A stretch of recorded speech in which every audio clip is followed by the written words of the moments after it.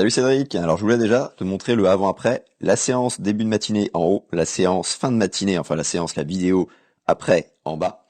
Et tu vois, franchement, grosse différence, donc ça c'est bien. J'y reviendrai sur le cache parce que ta première priorité, ça va être au niveau projectile. Donc vidéo, Raymond disait toujours qu'il fallait construire sa barque avant de mettre les rames. En gros, faut avoir un temps d'avance sur ton corps projectile avant de mettre un peu plus de propulsion. Donc si on regarde la vue, là, ce qui se passait de haut, clairement, il y a un alignement, ça c'est sûr. Par contre, on voit le bonnet ici, qui est toujours au-dessus de l'eau, et on voit cette nuque qui est légèrement fléchie. Donc, on cherche à aplatir cette nuque, à la mettre bien à plat, et à l'étirer aussi, à avoir cette tension musculaire vers l'avant. Donc déjà, le fait de l'aligner, de t'auto-grandir, de sentir la tension musculaire, ça va te rendre encore plus indéformable. Et autre chose qui te permet de garder encore mieux l'alignement, ça va être d'immerger vraiment toute la partie ici, avant du corps, tu vois, le haut du dos, la tête, de sentir l'eau qui s'écoule vraiment sur ta nuque. Le fait d'immerger, souvent, ça rend aussi un peu plus gainé, un peu plus indéformable, malgré les mouvements, malgré le roulis, malgré tout ce qui peut se passer en crawl. Donc après ce premier point, deuxième point, forcément, plus sur les appuis. Ce qui est bien, c'est que tu arrives à un moment donné, tu vois, là, ça tombe, ça tombe, ça tombe, et là, tu commences à te propulser. Donc ça, déjà, ça veut dire qu'il y a une propulsion sur la moitié du mouvement après l'inspiration, mais c'est déjà ça. Il y a une propulsion vers l'arrière. Je dis pas que c'est 100% nickel, mais en tout cas, le Lego, il est déjà en avance par rapport à ce qui se passe devant sur tes appuis, sur ton catch. Donc, on va chercher à quoi faire. Ben là, tu le sais, ça va être de chercher à faire ce qu'on a fait sur le stage, à prendre un peu plus d'eau, ok, parce que là, il y a quelque chose qui est construit, déjà. Une petite construction, notamment sur le bras droit. Donc c'était intéressant, même si tu l'as fait mieux forcément avec ce qu'on a fait sur le stage. Un peu moins sur le bras gauche, mais ça va venir, hein. Forcément, on a toujours un bras où on est plus à l'aise pour le catch et pour tout d'ailleurs, comme un côté au niveau inspiratoire, on est plus à l'aise d'un côté ou de l'autre côté. Donc là-dessus, on bosse de toute façon des deux côtés, hein. Et l'idée c'est d'améliorer les deux. Il y en aura un qui sera parfait plus vite que l'autre, voire il y en a un qui pourra être parfait et l'autre peut-être jamais. Donc peu importe, mais l'idée c'est de toujours faire un peu mieux et d'avancer comme ça. Donc je reviens avec la vidéo de l'après-midi. Tu vois, on voit clairement, hop, on va regarder le même côté qu'on avait regardé, que forcément le coude là, tu l'as beaucoup plus en avant de la ligne de tes épaules que sur la vidéo juste avant. Donc ça, clairement, c'est un truc à garder, à conserver et à continuer de bosser. Tu vois, t'es presque nickel.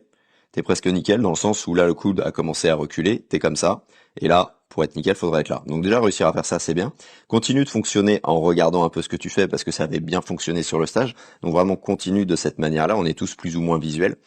Certains en auront moins besoin. Toi, apparemment, ça fonctionnait bien, donc faut continuer dans cette voie. Et autre chose pour réussir à le faire peut-être de manière un peu plus facile, un peu plus relâchée et sûrement aussi un peu plus précise, décontracte vraiment là au niveau des doigts. On sent que là il y a une contraction. Regarde comment est ta main. Essaye vraiment d'avoir les doigts relâchés, peu importe l'écartement, mais sans vraiment que ça passe tout seul. Donc les doigts seront forcément pas totalement serrés parce que tu serais contracté, ni totalement écartés, mais sans que t'es bien, que t'es facile, que ta main elle est pas dure. Voilà, que les muscles ils sont pas contractés à ce niveau-là, que c'est vraiment facile, vraiment sur tout l'avant-bras et toute la main. Et comme ça, tu auras plus de sensations et tu auras plus de facilité aussi à avoir un catch qui va jusqu'à la perfection, hein. On va pas avoir peur de le dire, hein, vu que là t'en es pas loin. Donc continue dans ce sens. Donc autre point pour faciliter aussi, ça va être par rapport à l'entrée de bras. Là regarde, ce qui se passe sur le bras gauche là, ça va être encore plus parlant comme ça.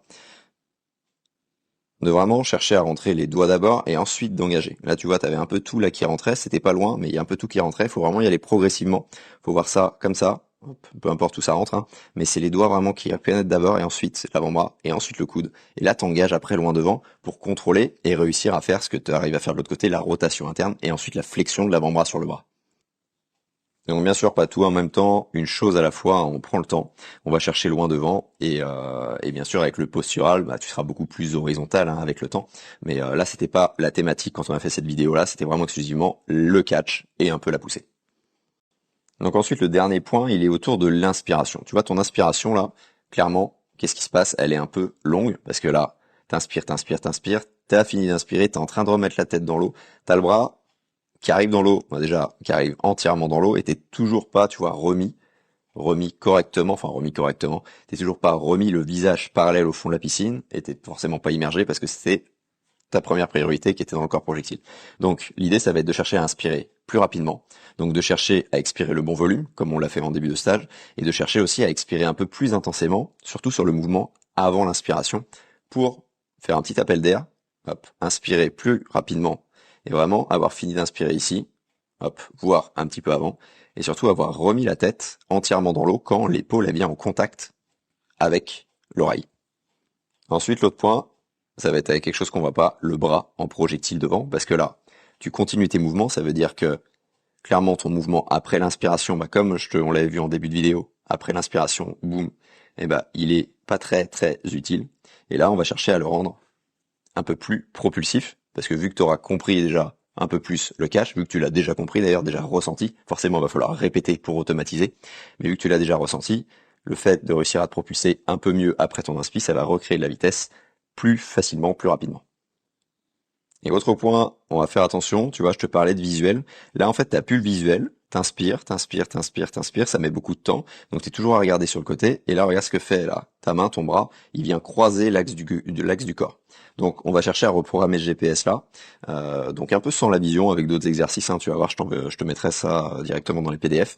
On va chercher à ce que ça passe aussi mieux, parce que là, passer ici, là, clairement, tu dois pas sentir grand chose, tu dois sentir que ça passe un peu au travers, parce qu'après, la main, le bras, faut qu'il revienne de l'autre côté. Donc en fait, s'il revient de l'autre côté, forcément, il pousse pas en direction des pieds, il tire pas droit, d'accord, en tout cas le plus droit possible. Forcément, la main fait un S, le coude fait un C, mais ce qu'on cherche à avoir, c'est quand même un trajet propulsif. Et là, tu vois, moi avec l'expérience que j'ai sur les vidéos, et je pense par rapport à tes sensations, c'est clairement pas le top, je pense, sur ce mouvement-là après l'inspiration. Yes, donc voilà Cédric, je te remets la vidéo fin de matinée qu'on a faite sur le catch. Donc continue là-dessus et puis c'est parti, je t'envoie tout ce qu'il faut. Si toi aussi tu cherches un crawl vraiment plus en glisse avec un exercice que recommandent les milliers de triathlètes qui l'utilisent en ce moment, l'exercice de la paume magique, je te mets le lien en description, lien vers une semaine d'entraînement offerte avec 3 exercices en vidéo dont la paume magique. Je te laisse découvrir tout ça et je te dis à très vite.